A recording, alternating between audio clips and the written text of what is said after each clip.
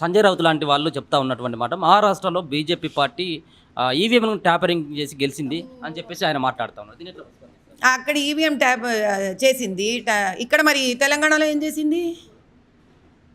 మరి తెలంగాణలో, కర్ణాటకలో, కేరళలో, మరి ఇప్పుడు జార్ఖండ్లో ఇవన్నీ మరి మేము కూడా ఇవే మాట్లాడాలి కదా.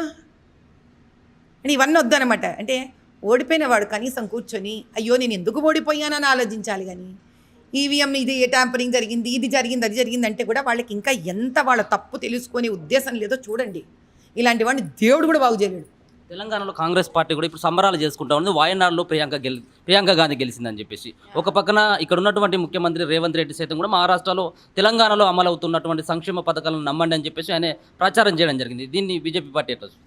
అసలు ఆశ్చర్యకరమైన విషయం ఏంటి అని అంటే, ఈయన ఒకప్పుడు బాంబే అంతా తిరిగి నేను ఏబీవీపీలో ఉన్నాను నా చిన్నప్పుడు, ఇప్పుడు కాంగ్రెస్లోకి వచ్చాను కానీ ఇవన్నీ కూడా చెప్పుకొని తిరిగాడు. అక్కడ ఎక్కువ మాట్లాడద్దు.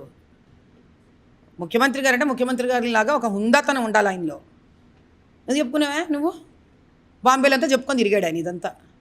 ఇక్కడ 4% ముస్లింలకి రిజర్వేషన్ ఉందా? అబద్ధం కదా ఇది. ఇది వెళ్ళి చెప్పుకొని తిరిగాడు ఆయన మహారాష్ట్రలో. తప్పు కదా. ఒక ముఖ్యమంత్రి స్థానంలో ఉంటే ఎంత హుందాగా ఉండాలి.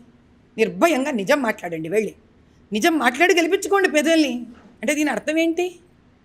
అంత చదువుకున్న వ్యక్తే ముఖ్యమంత్రి స్థానంలో ఉన్నారే, నిర్భయంగా ఒక చక్కటి పథకం మాట్లాడి రావాలి. కానీ ఉన్నవి లేనివి అబద్ధాలు మాట్లాడితే మీ వ్యక్తిత్వం ఎంత దిగజారిపోతుందండి. నేనైతే ఊహించలేదు. ఇలా ఆయన అబద్ధాలు చెప్పేసి వస్తారని నేను ఊహించలేదు. నాకైతే కనువిప్పు జరిగింది. ఏదో ఒక స్థాయిలో ఉంటారేమో అనుకున్నాను నేను. ఏమీ లేదు, అన్నీ వదిలేశాడు ఆయన. కనీసం చిన్నప్పుడే ఏబీవీపీలో ఏం కాస్త మంచి నేర్చుకున్నాడో కాంగ్రెస్కి వచ్చేసరికి అంత కూడా వదిలేశాడు ఆయన. అది ఆశ్చర్యకరంగా ఉంది. నాకు చాలా ఆశ్చర్యకరంగా. నేను చాలా ఇబ్బంది పడుతున్నాను. ముఖ్యమంత్రి గారి స్థానంలో కూర్చుని ఆయనకి నిజం మాట్లాడే హుందాతనం ఉండాలి. అసలు ఇక్కడ సోయాబీన్లే పండవు. సోయాబీన్లు ఇక్కడ పండితే 6,000 రూపాయలు క్వింటాల్ ఇస్తామని అబద్ధం చెప్పొచ్చాడు అక్కడికి. తప్పు కదా.